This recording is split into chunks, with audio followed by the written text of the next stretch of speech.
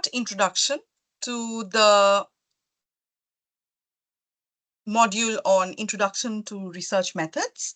And this is a part of your course on Basic Concepts in Sociology, and Introduction to Social Research is one whole uh, course really. So I'm just going to touch upon the basic concept so that you get to know. So we have 4 lectures. We have divided our module into 4 lectures. And in these 4 lectures, I will deal with 4 key elements, which I will be discussing. So if you can see the screen in front of you, we'll first talk about the key terminologies. So the key terminologies that we will be dealing with, which you can see in front of you, are hypothesis, variables, sampling, reliability, validity, operationalization, triangulation, correlation. These are all terms that we use in research. So not only these, but many, many more, as I keep discussing throughout the lectures.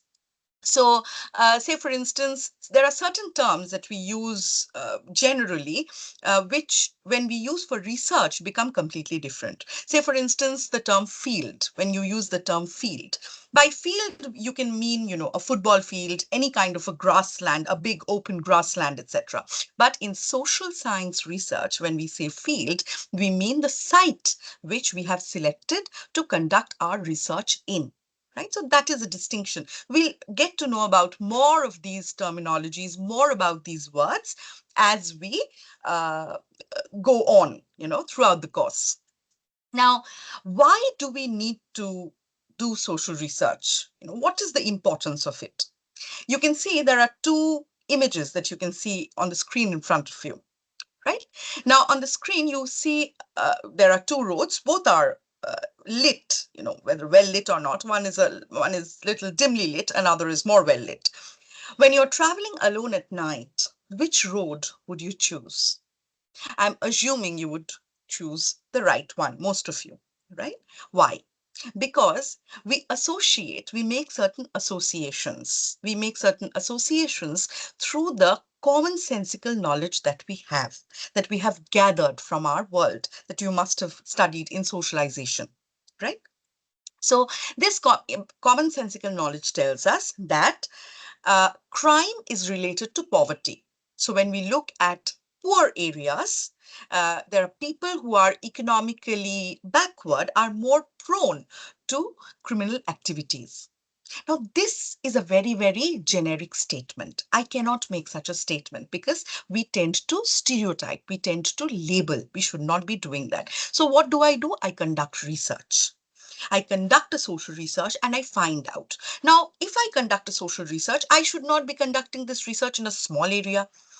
Then this will not give me the opportunity to generalize. So I should look at large data in many areas. To deal with large data, what we require are quantitative research methods. That is going to be our second lecture, quantitative research methods, where we will be dealing with surveys. Surveys, I think most of us are quite familiar with now that all platforms use surveys. Say, for instance, YouTube uses surveys quite often, so you know what surveys are. We will do some experiments, some controlled experiments. I'll talk more about them.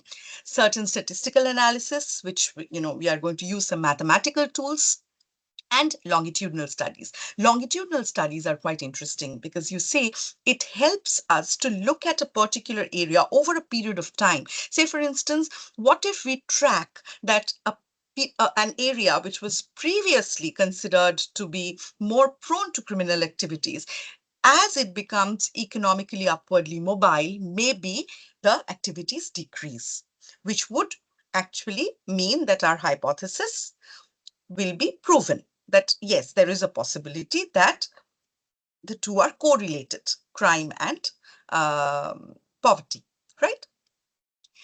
Now, look at this image. When you think of domestic violence, we usually always assume it is a woman who faces domestic violence in the home front, right? But quite recently now, we have also been, through gender studies, masculinity studies, we have also been talking about men facing domestic violence. What kind of violence do men face might be very different from the kind of violence women face. Maybe. See, I keep saying maybe because we have to conduct more research in this area. right? Now, to conduct this research, and also because it is such a sensitive topic, maybe more uh, qualitative approach will give us a better understanding. So we use certain interviews, we use certain narratives, right, to get to know what the victim feels about domestic violence. So here we mostly use ethnography. Ethnography is a comprehensive research method where we do detailed and systematic study of people and cultures. Here we like I said, within ethnography, we use in-depth interviews, and we can also use what we call participant observation. Now, participant observation is mostly used, say, in um, cases where, say, not really domestic violence, but say we are working on looking at how a particular cultural festival brings about social solidarity. So we participate in it, we engage in it. There we talk to people, we interact with people, and we get an idea of how participant observation works. Right now, so we will be discussing these and a few more during our lecture.